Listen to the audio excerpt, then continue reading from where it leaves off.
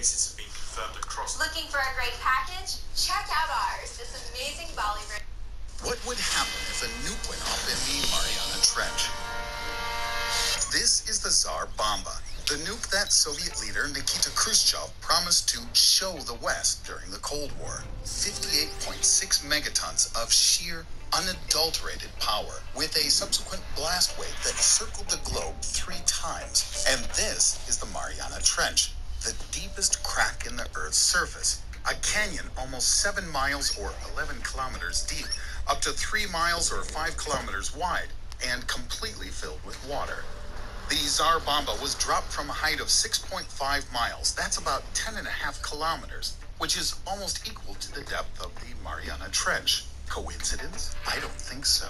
So what happens if we drop a nuke into the depths of the Mariana Trench for a good and proper kaboom? Alright, so we've decided to blow up the Mariana Trench. Before answering the question, what happens, we have to figure out a method for delivering the bomb to a depth of 7 miles or 11 kilometers, and it's not as simple as you might think. After all, the density of water is 1 gram per cubic centimeter, which means that at these depths, the water pressure will reach 110 megapascals, which is 1,100 times normal atmospheric pressure. For our purposes, this means that a nuclear bomb with the standard outer layer of lead will simply get crushed flat, without detonating, of course. The amusing but lackluster end result would be a giant uranium pancake, 130 feet or 40 meters in diameter, ending up at the bottom of the Mariana Trench. This pancake will emit radiation for centuries, as the half-life of uranium is 2,000 years. But in this scenario, there will be no explosion. The charge won't be compressed to the point of critical mass, and the thermonuclear shell of the bomb will get torn off halfway to the bottom and dissolve in water. So let's say the bomb will be lowered down inside a bathyscaphe. That's a deep-sea submersible designed to withstand high pressure and optionally be remotely controlled. In this case, we're gonna get our bang. And there's actually more than one way for that to happen. 1, if the bomb is detonated at a depth of between 3 to 5 miles, that's 5 to 8 kilometers, the explosion won't be that much different from your typical underwater nuclear test. Oh, except for a tsunami 400 feet or 122 meters high that will appear on the surface of the Pacific Ocean and completely wash away Japan and all of Southeast Asia. Also, half of Australia and the eastern regions of China will see tremendous flooding, and the U.S. Pacific coast, especially San Francisco and Los Angeles, will be besieged with waves up to 250 feet or 76 meters. Other corners of the globe will get their share too, albeit somewhat milder, relatively speaking. Also, the background radiation in the Pacific will rise slightly for a few days before going back to normal. 2, if the bomb is detonated at a depth of between 5 to 7 miles or 8 to 11 kilometers, or at the very bottom, then we'll have to take into account the fact that the Mariana Depression is located at the boundary between 2 tectonic plates.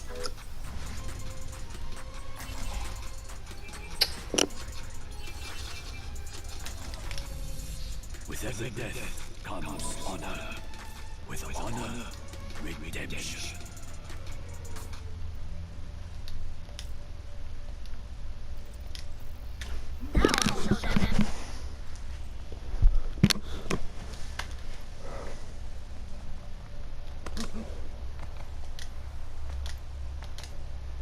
Attackers incoming in 30 seconds. I grow tired of waiting.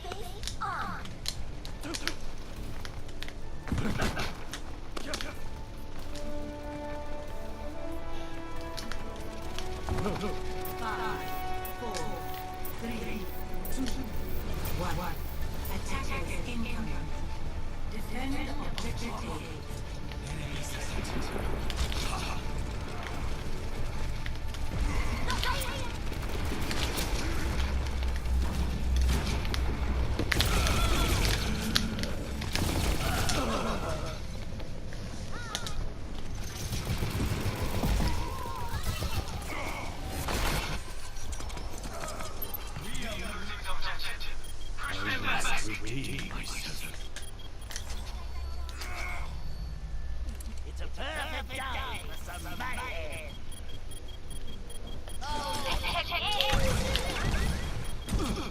point is under attack. Let us welcome our guests.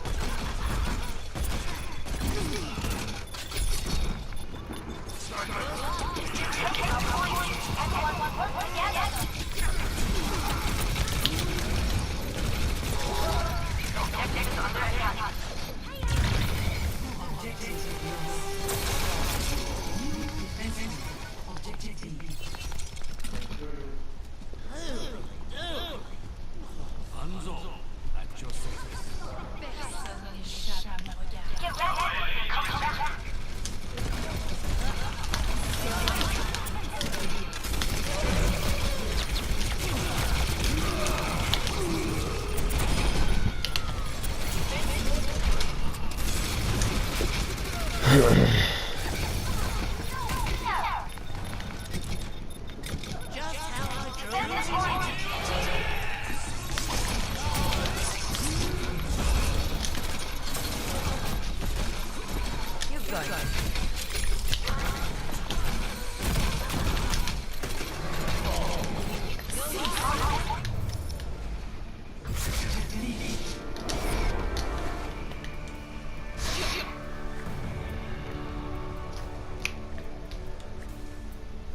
Play of the game.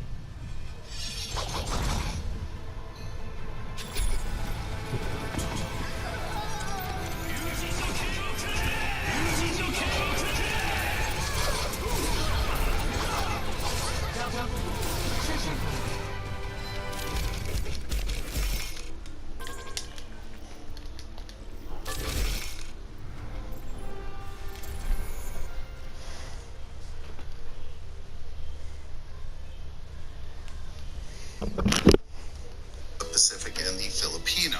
If the world's most powerful nuclear device is set off at this spot, the shock wave from the blast, reinforced by the hydrostatic effect, will produce a tremendous downward force precisely at the location of one of the lithospheric weak spots, the junction of tectonic plates. As a result, the plates will start either converging or diverging very quickly, and either option spells trouble for humankind. So, if the bomb explodes at or near the bottom, we're not going to get away with just a really big splash.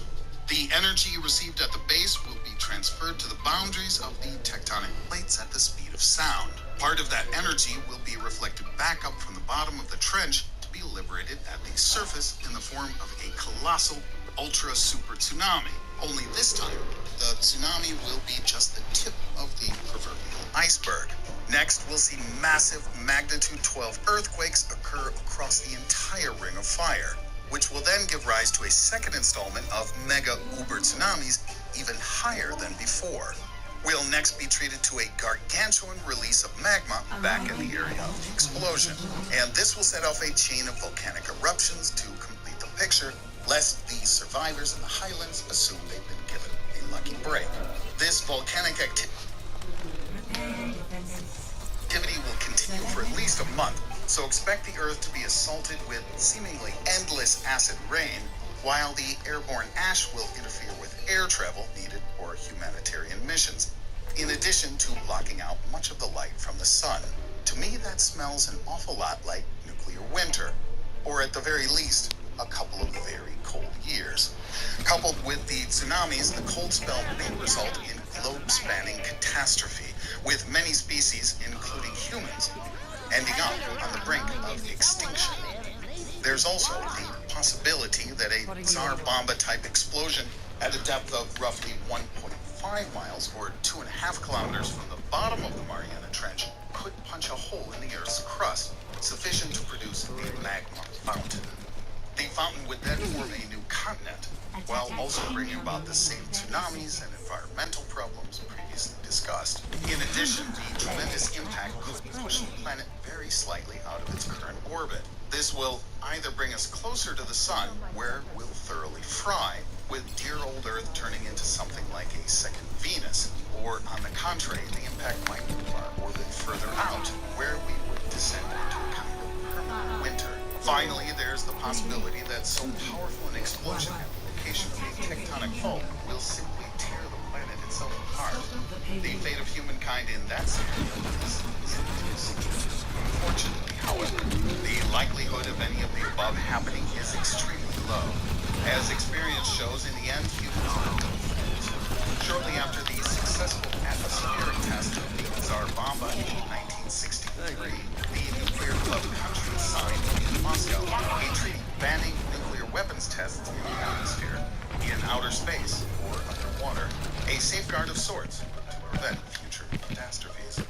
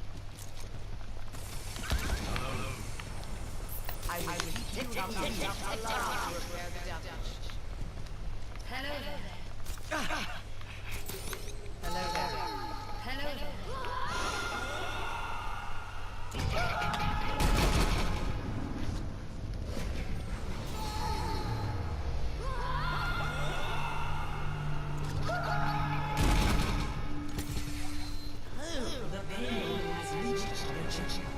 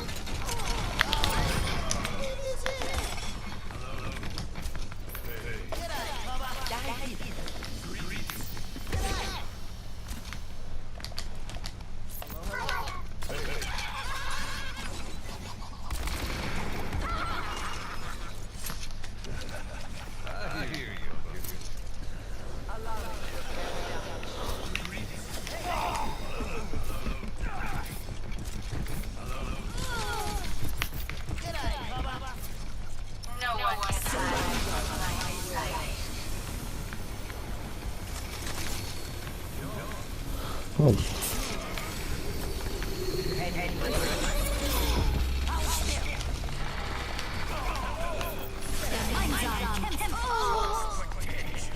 I would hope it would.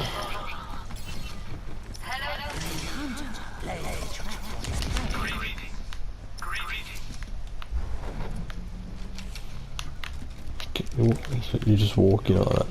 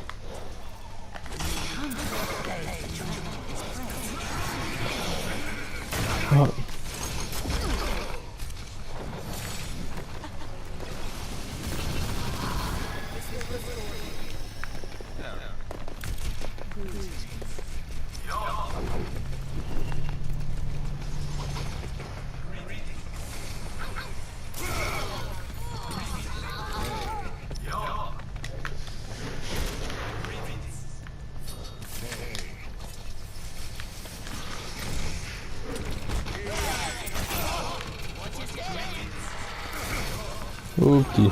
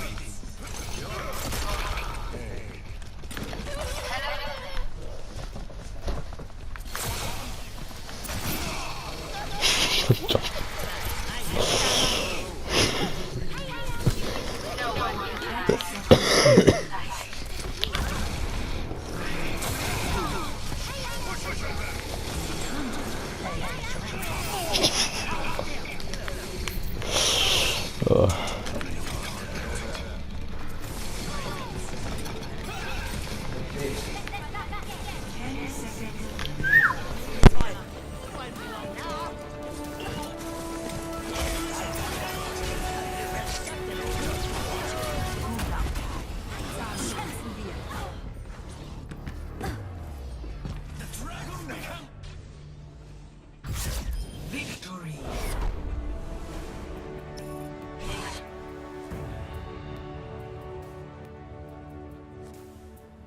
Play of the game.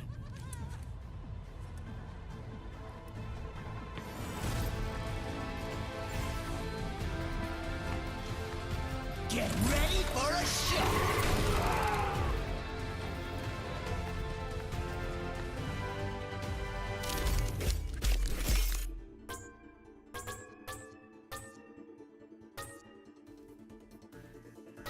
Epic. My genius is finally recognized.